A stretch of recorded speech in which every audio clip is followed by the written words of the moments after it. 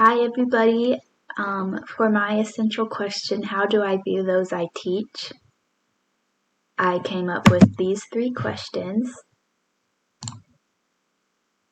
Let's see, is it going? Okay, there we go. How do I view those I teach? So my questions were, how can I share the love with my Savior? How can I share the love my Savior has for me with my students? The second question, how can I better teach the students that aren't understanding what I am teaching? And the third question, how can I ensure that the students are understanding what I am teaching? The first question, how can I share the love my Savior has for me with my students? When we really come to know ourselves, we are better able to help others. So in order to help others, we should really be able to help ourselves first, and then we are better able to help others. And we can teach one another and help each other understand. So like allowing the student to teach me, like through like presentations that they do, and just like through everyday classes, they should be teaching me just as much as I'm teaching them. And then I thought of this scripture. This is my commandment, that ye love one another as I have loved you. From John 15:12. My second question of how can I better teach the students that aren't understanding what I am teaching?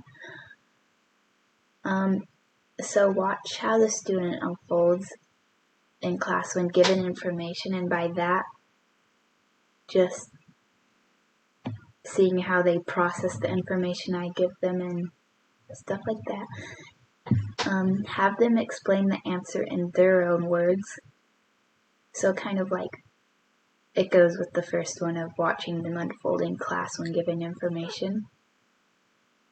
And then have them do projects so that I can see the student demonstrate their understanding and test their understanding. Those two kind of correlate, so that I know they're at where I want them to be, and so that I can understand what they are learning.